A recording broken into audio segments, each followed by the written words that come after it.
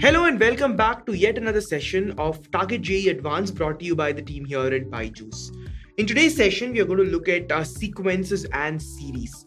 We will analyze the chapter from the JEE Main and JEE Advanced point of view, then look at some important concepts from this chapter before the all-important problem-solving session.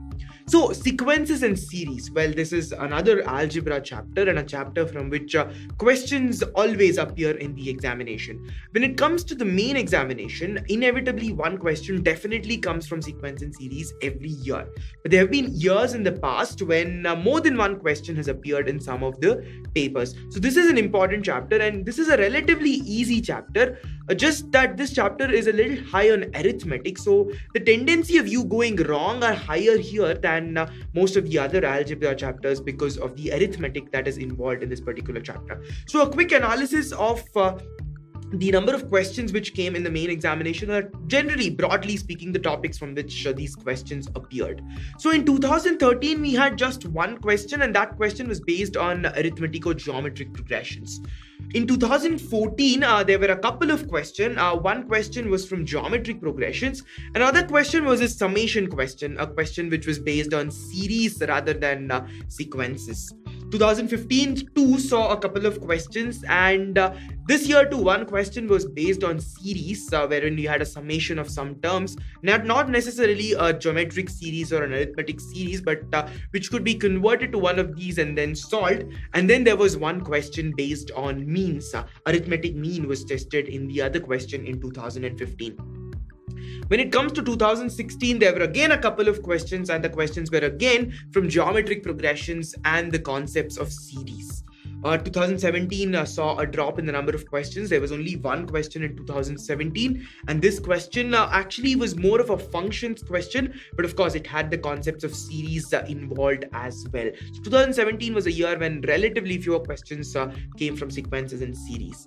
Then we move on to the year 2018. Again, there were two questions, and these two questions, one of the questions was from arithmetic progressions, another questions from the concepts of series.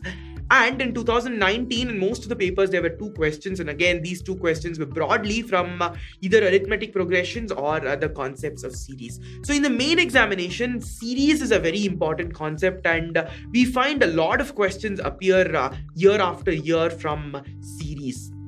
Of course, arithmetic progressions, geometric progressions, means, all these are inevitable concepts when you go through the chapter of sequences and series. Now moving on to the advanced examination. Again, in the advanced examination, sequence and series finds regular questions. From 2013 until 18, if you look at the paper, every year one question was a definite.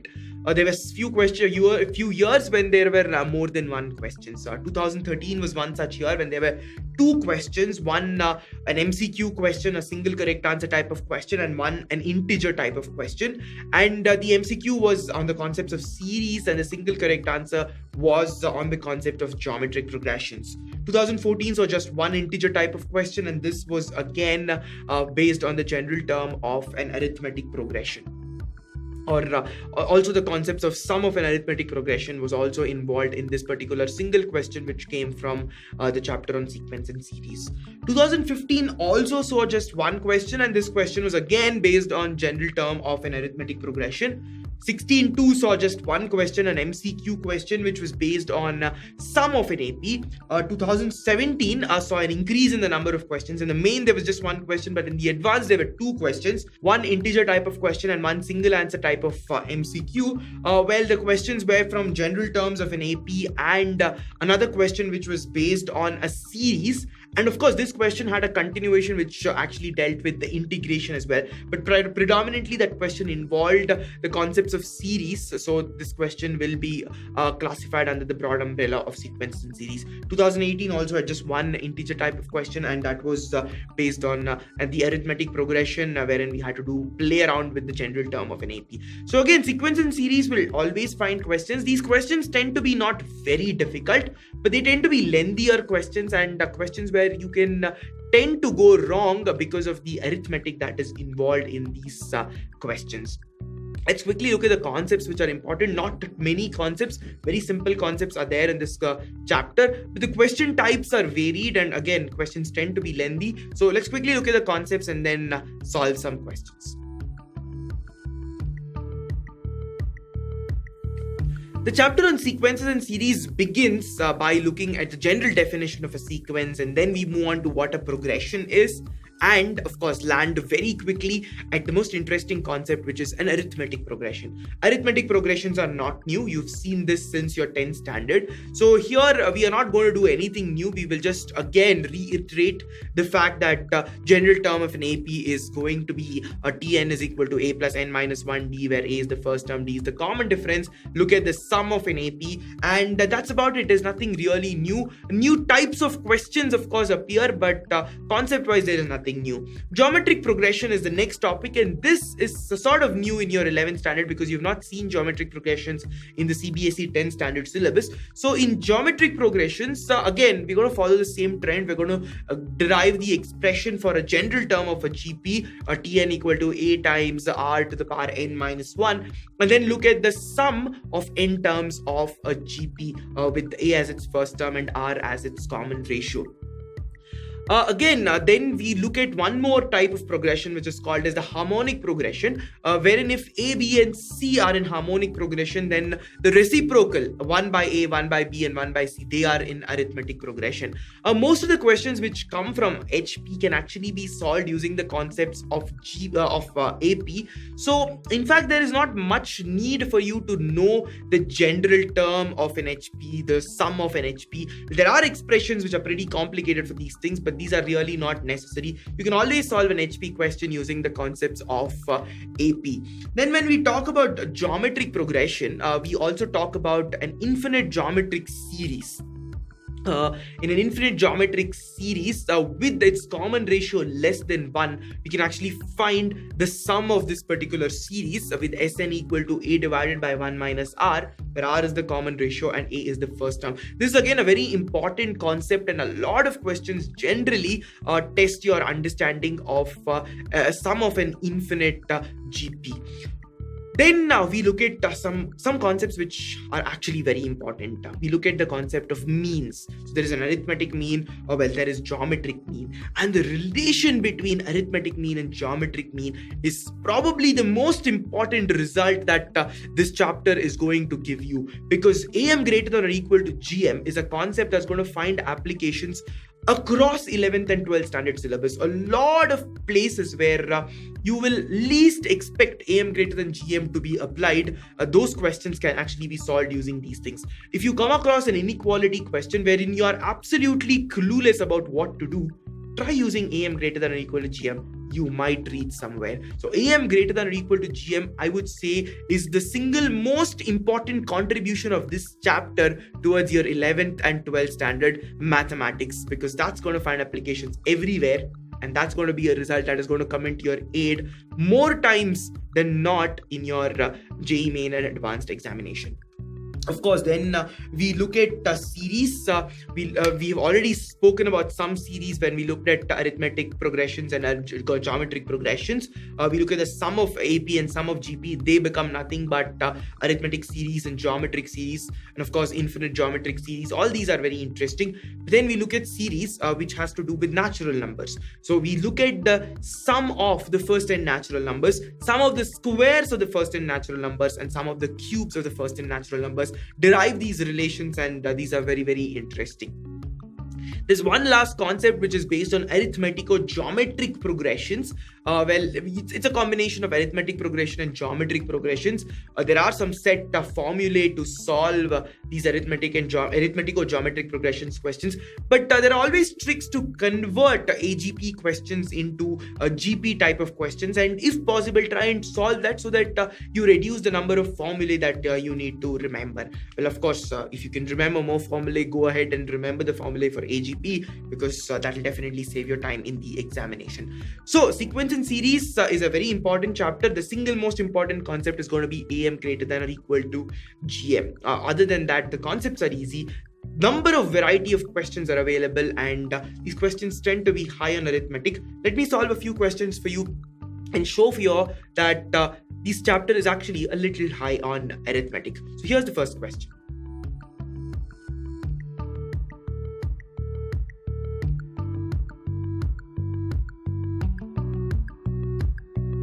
In this question, we've been told that x square plus 9y square plus 25z square is equal to xyz times 15 by x plus 5 by y plus 3 by z.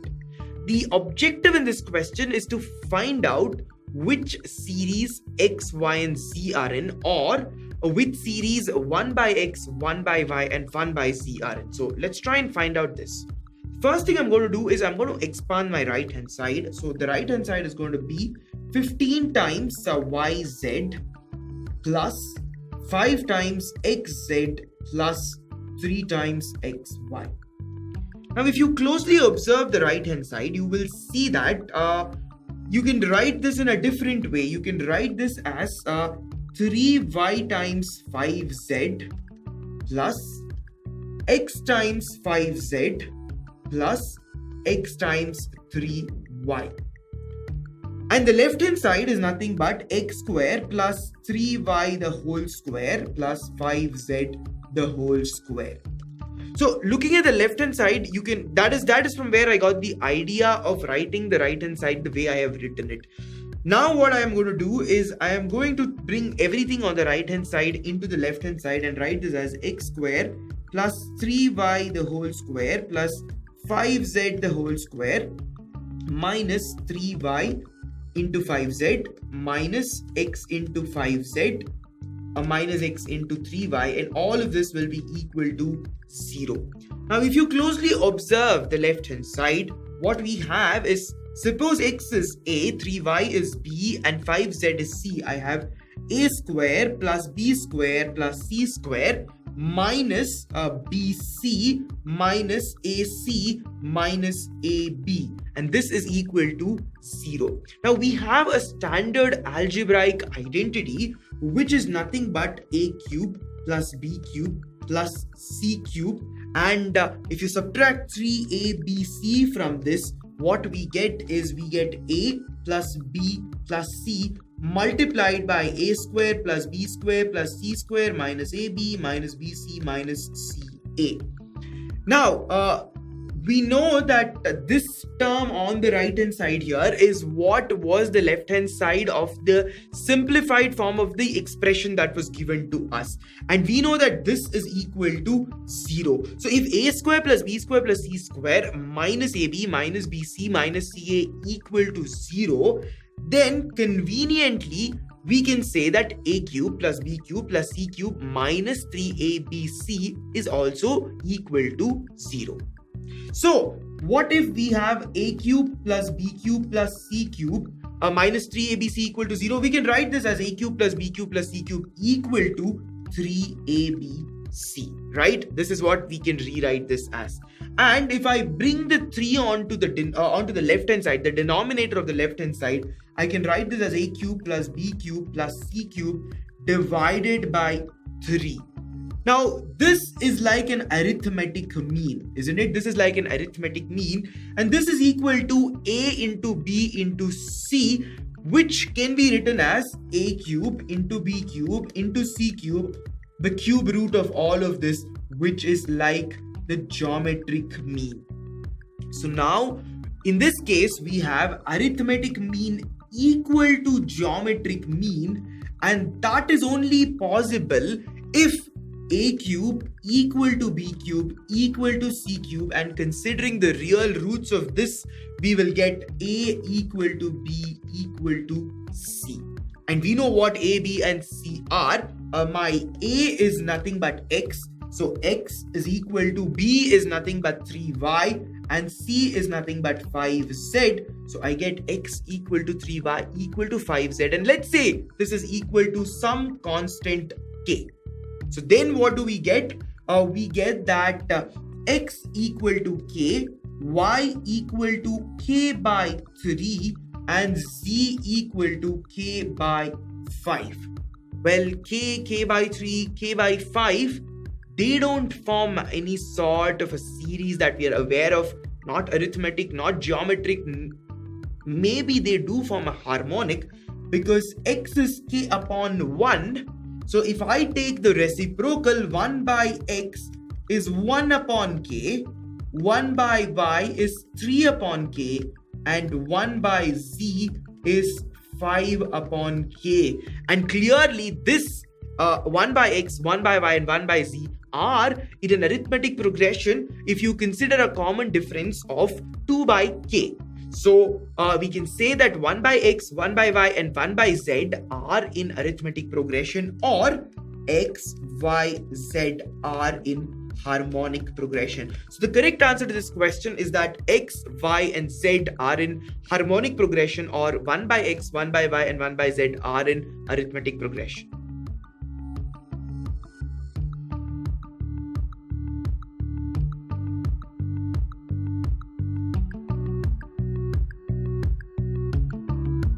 Now in this question, we have to find out the upper limit and the lower limit of E. E is a series which is 1 by 1 square plus 1 by 2 square plus 1 by 3 square and so on. This series goes on up to infinity. And we have to find out what is the upper and the lower limit of E. These are questions which generally test your ability to manipulate situations and arrive at the solution. Well, these are not standard questions that appear in your CBSE textbooks, but from the competitive examination point of view, these are very important questions, and these are more or less standard question types which appear not only in this chapter but also in other chapters such as limits. So how do you go about this question? Well, the second term here is 1 by 2 into 2. And we know that 1 by 2 into 2 is actually less than 1 by 1 into 2. Correct? Similarly, 1 by 3 square, this is 1 by 3 into 3, and this is less than 1 by 2 into 3. So what I'm going to do is I'm going to say that E is less than 1 by 1 square, which is nothing but 1, plus 1 by 1 into 2, well, that is what I changed 2 square into, plus 1 by 2 into 3, and so on. Well, that's not the end of manipulation here. We are building this towards telescopic addition, wherein all the interior terms are going to cancel out. So we have to somehow bring in terms which will cancel out. And for that, what I do next is I am going to say that this is equal to 1 plus 2 minus 1 divided by 1 into 2. So now 2 divided by 1 into 2 is going to give you a 1. 1 divided by 1 into 2 is going to give you a half. The next term is going to be 3 minus 2 divided by 2 into 3. 3 divided by 2 into 3 is going to give you a half. And see, the negative half from the previous term and the half from this term will cancel out. That is how we are going to build on the telescopic addition.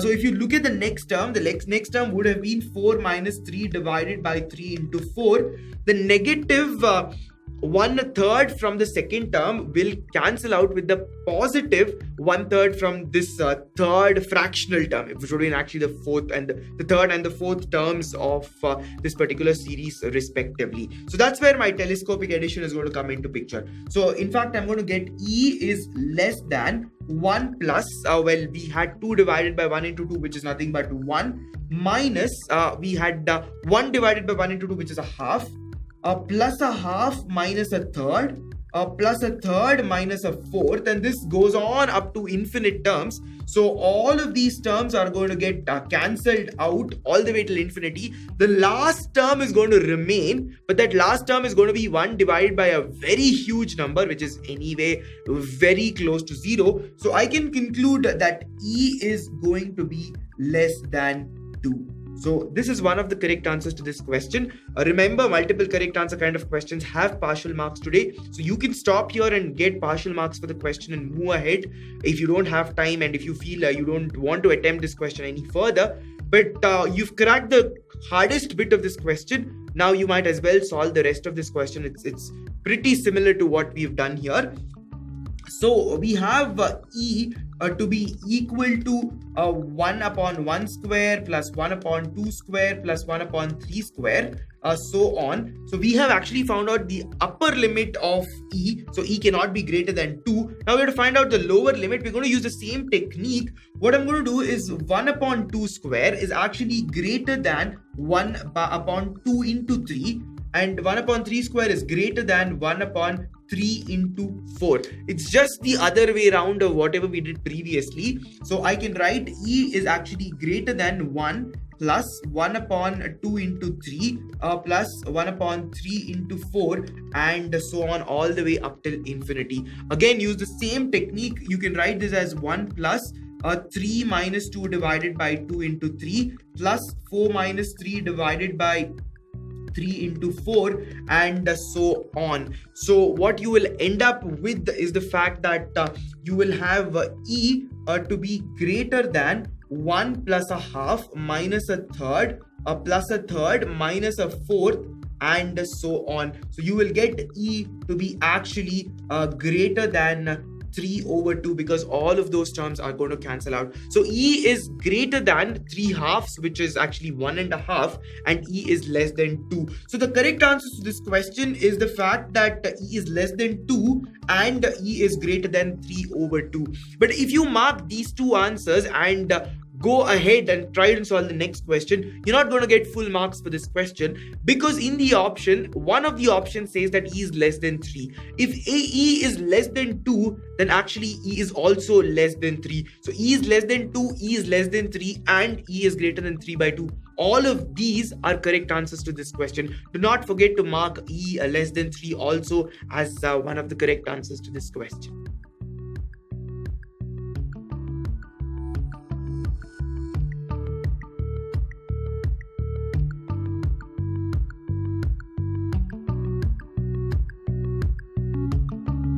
Now with this question, we have to find out the value of S, which is the summation of 1 upon under root of n plus under root of n plus 1 multiplied by 4th root of n plus 4th root of n plus 1. The index n runs from 1 all the way up till 9,999.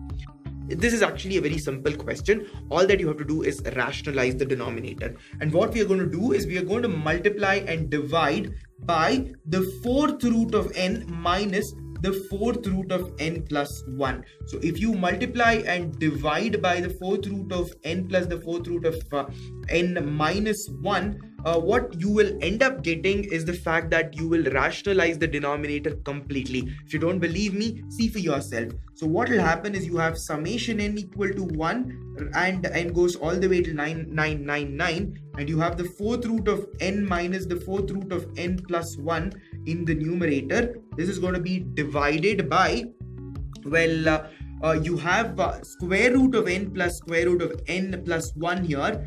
And then the 4th root of n plus the 4th root of n plus 1 multiplied by the 4th root of n minus the 4th root of n plus 1. That's going to be 4th root of n the whole square, which is going to give you a square root of n minus 4th root of n plus 1 the whole square, which is going to be square root of n plus 1. Now square root of n plus square root of n plus 1 multiplied by square root of n minus square root of n plus 1, that's going to give you square root of n the whole square, which is going to be n minus the square root of n plus 1 the whole square, which is going to be just n plus 1. So minus n plus 1, which will give you a negative 1 in the denominator. So my summation is now going to be summation n equal to 1 to 9999. The minus 1 in the denominator goes to the numerator to give you the 4th root of n plus 1 minus the 4th root of n. Now that's a very simple one, and we are going to use telescopic addition again here, and what we end up getting actually is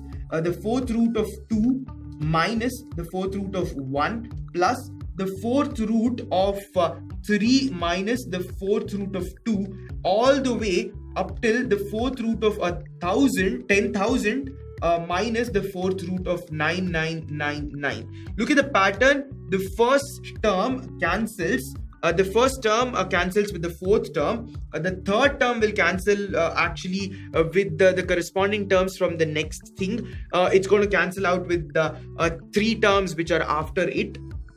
So similarly, if you notice, all the interior terms will cancel up till the 4th root of 9999. The second term, which is the a fourth root of 1 with a negative sign, that's going to stay, and the second last term, which is the fourth root of 10,000, that will stay. The fourth root of 10,000 is simply going to be 10, because 10,000 is 10 to the power 4. 10 to the power 4 all raised to 1 by 4 is going to give you a 10, and the fourth root of 1 is 1. So the correct answer to this question will be 10 minus 1, which is equal to 9. So the correct answer to this integer type of question is 9.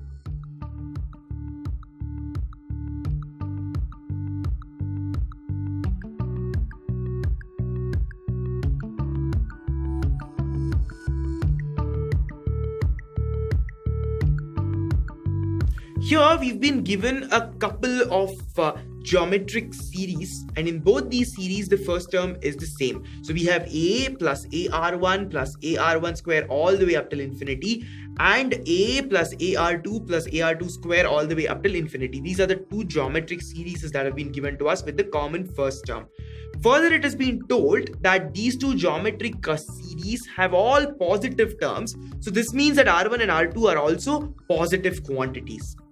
The last bit of information is the most interesting bit in this question, which says that the sum of the first series, in fact the value of the first series, is equal to r1. So a plus ar1 plus ar1 square all the way up till infinity is r1, and the second series gives us a value of r2. So a plus ar2 plus ar2 square all the way up till infinity gives us the value of r2. The objective in this question is to find out r1 plus r2. Now, this question might seem a little tricky and a little straightforward also, both at the same time when you look at the question, because for an infinite series to give you a finite answer, this means that r1 and r2 should both be less than 1, because they are anyways positive. We can do away with the mod of them being less than 1. So r1 and r2 should both be less than 1. So you might be tempted to use the infinite series formula already here. But hang on, if you straight away use it, it's not going to be of no use. So there's a slightly different approach to arrive at the solution, and that is by first assuming that there exists a series which is going to be a series in R, which has the same first term a, and the common ratio in this term is going to be r. So a plus ar plus ar square all the way up till infinity, and this series is going to give you a value of r. This is exactly like how the two series of ours is. So in fact, what happens is R1 and R2 are actually solutions for R, which can be plugged into this particular definition of a series. So here I'm going to make use of the infinite series, the sum of infinite series. In this particular case, we have the first term is r, a, the common ratio is r, and the sum of the series is equal to r. So I get a divided by 1 minus r to be equal to r, which will actually result in a quadratic equation which is going to be a equal to r minus r square, or I get the quadratic r square minus r plus a equal to 0. Upon solving this quadratic, you will get two roots, and those two roots are my r1 and r2, which satisfy the given two series in this particular question. Look at the beauty of this question. You have to assume a series and then use the infinite series formula, go to the concepts of quadratic equation, and then arrive at the r1s and r2s.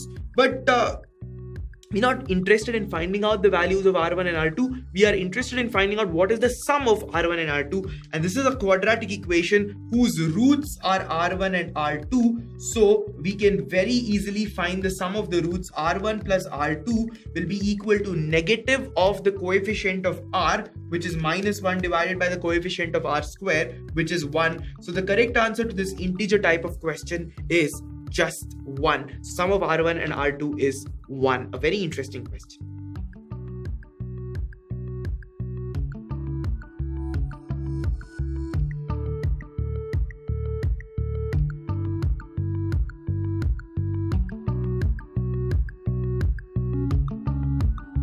In this question, we have to find out the value of s, which is nothing but the summation as n runs from 0 to infinity of 2n plus 3 divided by 3 to the power n.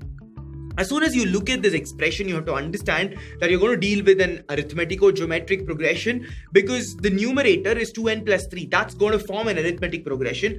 The denominator has a 3 to the power n, so you're going to continuously go on multiplying by 1 by 3. So that is going to form your geometric progression. So you are actually dealing with an arithmetico-geometric progression, and you can see that for yourself. Your s is going to be equal to, well, n is 0, it's going to be 3 by 3 to the power 0. Plus 5 by 3 plus 7 by 3 square plus 9 by 3 cube, and so on. So this is going to be an arithmetico-geometric progression. It's an arithmetico-geometric progression with the first with, of course, the common difference of 2 and the common ratio of 1 by 3. We're not going to make use of any formulae of AGP, do not worry. We are going to manipulate this and solve it without any concepts of AGP as such. What we're going to do is we're going to multiply by 1 by 3, which is the common ratio. So then I can write 1/3 of S to be equal to, and I'm going to add or subtract these two things. So for that reason, I'm going to write all the like terms together. So if you multiply the first term by 1 by 3, you're going to get a 3 over 3. So I'm going to write that 3 over 3 here, so that the 5 over 3 and 3 over 3 are exactly next to each other. The next term is going to be 5 over 9, then 7 over 27, which is 3 cube, and so on all the way up till infinity. So now if I subtract these two series, what do I get? Well, I'm going to subtract them. I get 2 by 3s in the left hand side, and that will be equal to, the first term just stays as it is, 3 upon 1, that's 3. Plus here I'm going to get a 2 over 3 plus 2 over 9 plus 2 over 27, so on all the way up till infinity. Now if you look at the rest of these terms here, this is going to form an infinite GP, and the common ratio is going to be 1/3. Now the common ratio is less than 1, so it's a GP, infinite GP. If we have the expression for the sum of an infinite GP, we're going to make use of that and arrive at the solution. So I have 2/3 of S to be equal to 3 plus, if I take the 2 common out, the first term is going to be 1 by 3, and the common ratio is also 1 by 3. That's the formula for the sum of an infinite GP. So I get 2/3 S to be equal to 3 plus 2 times 1/3 divided by 2/3, that's going to give me a half. So these cancel out, which is going to give me a sum of 4. So 2/3 S is going to be equal to 4. I can cancel out the 2 from here, and I get S to be equal to 6. So the correct answer to this question is S equal to 6. A very beautiful question and an amazing way to solve an AGP question with absolutely no concepts of AGP involved as such.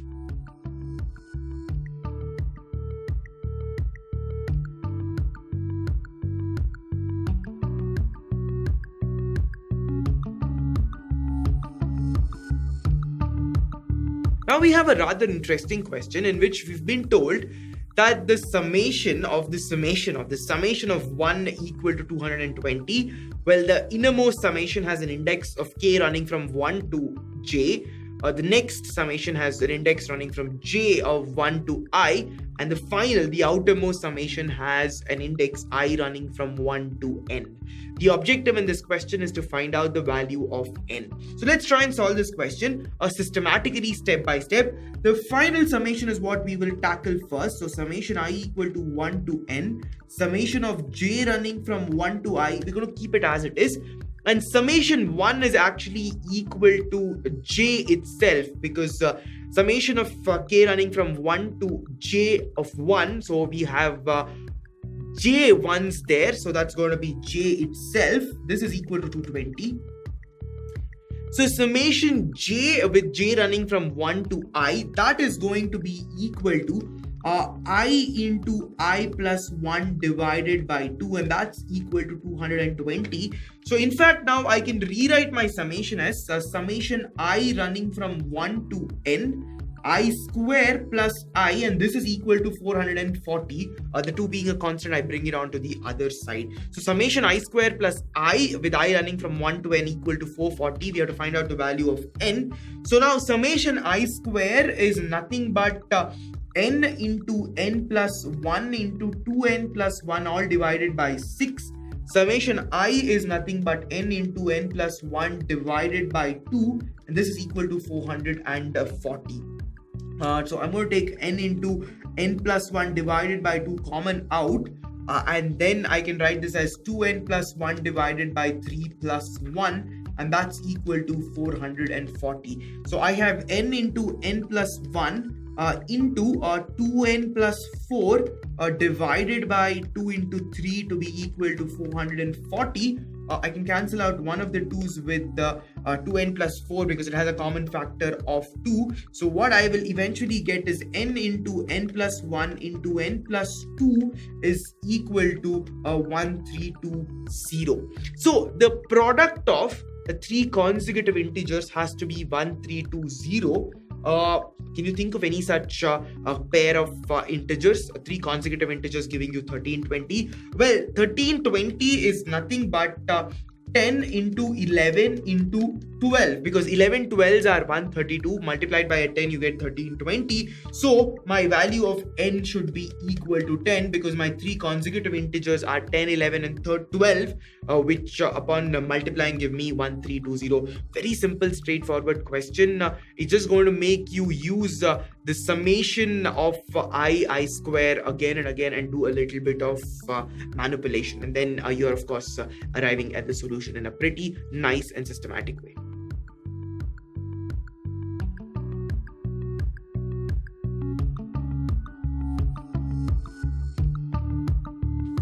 Following that question which had a summation, we're going to look at another question which has 3 summations. So here summation I running from 1 to infinity, summation j running from 1 to infinity, summation k running from 1 to infinity, 1 upon a to the power I plus j plus k is what we have to evaluate.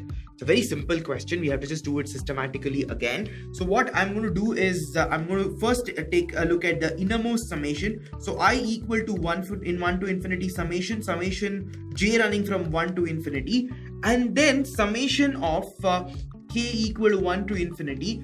I'm going to write this as a to the power I into a to the power j into a to the power k.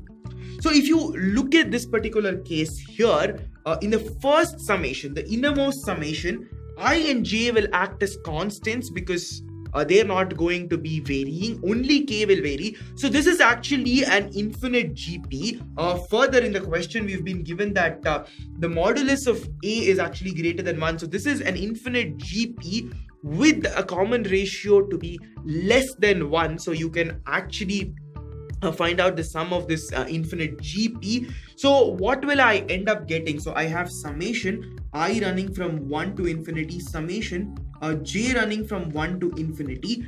I'm going to take 1 by a to the power I, a to the power j common out. So then my first term is going to be 1 by a. That's my first term. And then all of my other terms are going to be multiplied by 1 by a itself. So I have the common ratio of 1 by a. So I have 1 by a divided by 1 minus 1 by a itself. So now this is going to give you a value of 1 divided by a minus 1. So now I can rewrite my summation as 1 divided by a minus 1 because that's now a constant. Summation I running from 1 to infinity, summation j running from 1 to infinity, 1 by a to the power I, a to the power j. Again, we're going to use the same concept.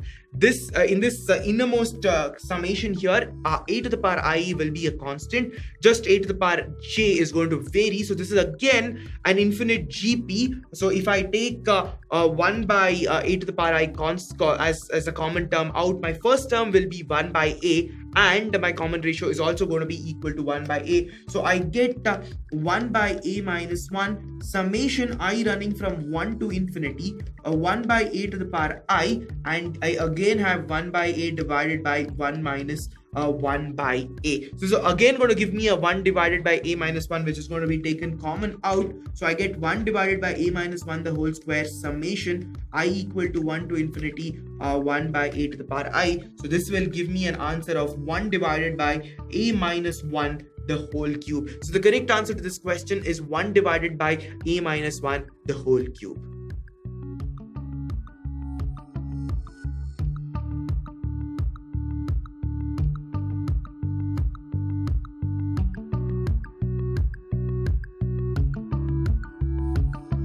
Now we have a passage type of question. So the information given in the passage is as follows. Fn is a function which represents the nth term of the sequence 3, 6, 11, 18, 27 and so on. Gn is the nth term of the sequence 3, 7, 13, 21 and so on. Capital Fn is the summation up to n terms of Fn, and capital Gn is the summation up to n terms of small g of n. So we have two questions which follow this particular passage. The first one is we are asked to find limit as n tends to infinity of small f of n divided by small g of n. So if you look at f of n, you will see that it's neither an arithmetic progression or a geometric progression. So how do we progress?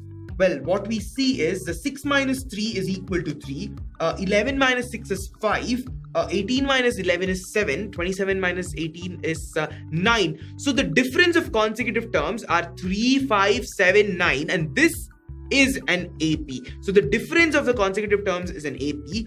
In the second sequence, you have 3, 7, 13, 21. Again, not an AP, not a GP. But if you look at the difference, 7 minus 3 is 4. 13 minus 7 is 6. 21 minus 13 is 8. Again, you have the difference to be an AP. Now, if you have the difference to be an AP, we can find out the general term by subtracting the two same series by just shifting the terms. That's how we're going to do this. So if my S is actually the first series, I'm going to convert the sequence into a series. So if my first S is a series, which is 3 plus 6 plus 11 plus 18 plus 27, all the way up till Tn minus 1 plus Tn. And if I write S again by shifting the terms, the reason why I shift the terms is now I'm going to subtract these two things, and when I subtract consecutive terms, I'm going to get an AP, and I know the sum of the AP. That's how we are going to find out the definition of the nth term of this particular sequence. So now if I write all these terms here, then I will have Tn minus 2 plus Tn minus 1 plus Tn. So I'm going to subtract these two things. So upon subtracting, I'm going to get a 0 on the left hand side.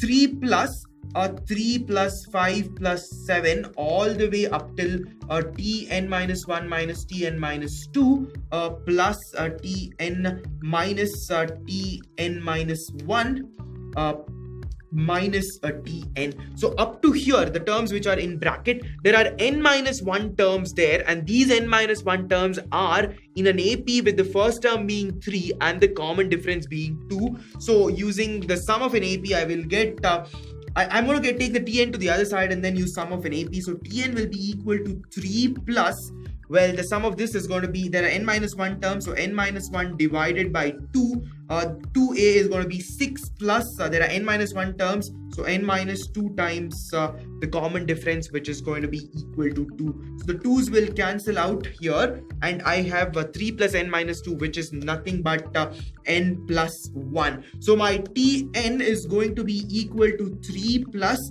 n minus 1 into n plus 1 is n square minus 1. So my Tn is going to be n square plus 2. So the function f of n is nothing but the nth term of this sequence. So fn is nothing but n square plus 2. In a similar way, we have to find out the definition of the nth term of the next sequence which we have. So s in this case will be 3 plus 7 plus 13 plus 21 and so on up till Tn minus 1 plus Tn. And the sum in the same way can be written by shifting all the terms as 3 plus 7 plus 13 all the way up to Tn minus 2 plus Tn minus 1 plus Tn. So upon subtracting these two things, which are actually the same series, I will get 0 equal to 3 plus 4 plus 6 plus 8 all the way up to Tn minus 1. So there will be n minus 1 terms here minus Tn. So my Tn will be equal to 3 plus, here we have n minus 1 terms again. So n minus 1 divided by 2. 4 is my first term, so 2a is going to be 8 plus n minus 2 times the common difference of 2 again. So this, upon simplifying, I will have an n minus 1 multiplying an n plus 2. So this is n plus 2 here. So n minus 1 multiplying n plus 2. So my Tn will be equal to 3 plus, I will have an n square plus n minus 2. So my Tn will be n square plus n plus 1. That's going to be my definition of Tn. And this is nothing but the function g of n.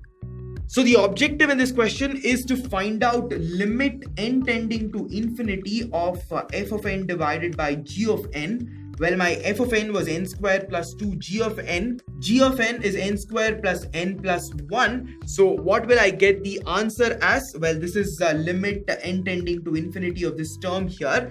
Well, if I put the term, well, we are going to use the standard technique of when you have an n tending to infinity, you're going to divide the numerator and the denominator by n square. So you're going to get limit n tending to infinity of 1 plus 2 by n square divided by 1 plus 1 by n plus 1 by n square, and now put the value of n tending to infinity. You will get 1 by 1, which is equal to 1. So all that effort to arrive at an answer which is equal to 1. So the correct answer to this first question of the passage is the limit n tending to infinity of f of n divided by g of n is actually equal to 1.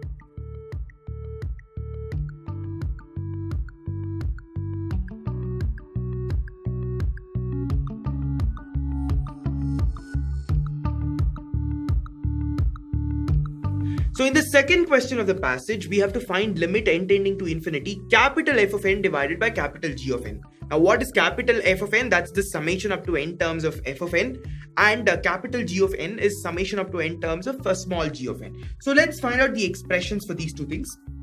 So my f of n is nothing but n square plus 2, and g of n is n square plus n plus 1. So what's going to be my capital F of n? Well, that's going to be summation of n square plus 2, which is going to be equal to n into n plus 1 into 2n plus 1 divided by 6 plus 2 times n. So if I take n common out, well, I will then get n plus 1 into 2n plus 1 divided by 6 plus 2.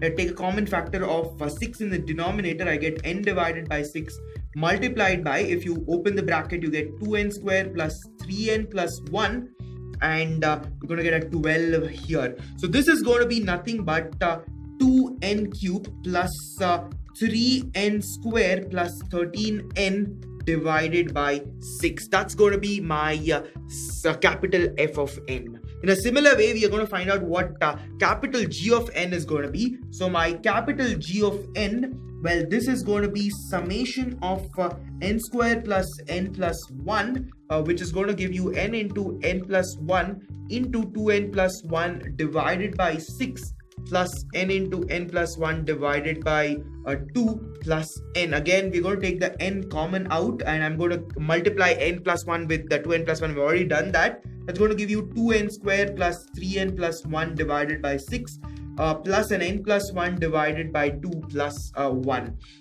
So upon solving this, if you take a common denominator of 6, you get n by 6 multiplying 2n square plus 3n plus 1 plus 3n plus 3 plus 6.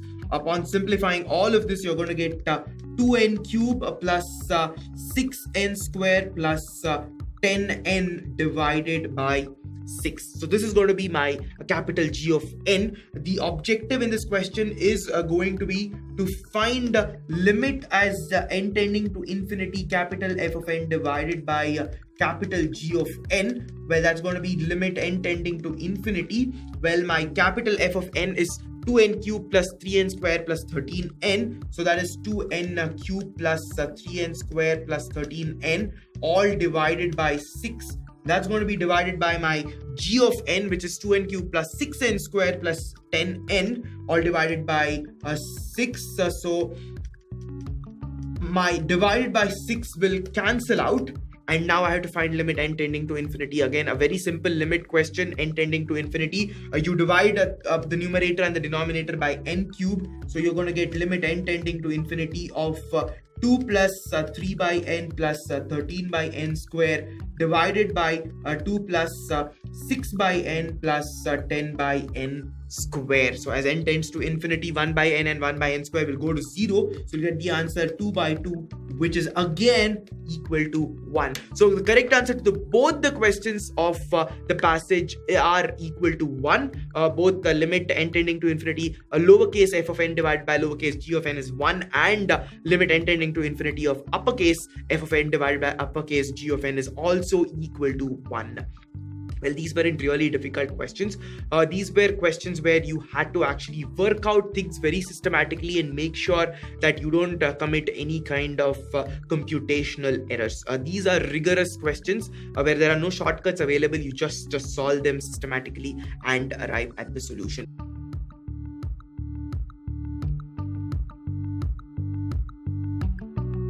So sequence and series is an important chapter. Questions often come from here.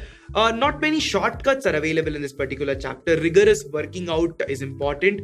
It's a chapter that is high on arithmetic, lots and lots of numbers. So there is more chance that you might go wrong with arithmetic calculations. So be very careful with your arithmetic calculations when it comes to sequence and series. Not many results which are very difficult are there in this particular chapter. You have AP, GP, a little bit of HP and arithmetic or geometric progression, and then means. Again, the most important bit in this chapter is the relation that AM is greater than or equal to GM. That's a very, very important result, and I've told this repeatedly that AM greater than or equal to GM find application not only in this chapter but in almost every chapter of your 11th and 12th standard syllabus. When you have an inequality and you don't know what is the relation that is there, always try AM greater than or equal to GM. It might work more often than not. Subscribe to our channel if you like our videos, and every time we make a new video, you will be notified about it. This was sequence and series for you. I will be back with another new video about a new chapter. Till then, hope all of you have a lot of fun preparing for your advanced examination. I will see you very soon with yet another new video. For more videos and live lectures on the JEE, click on the subscribe button now.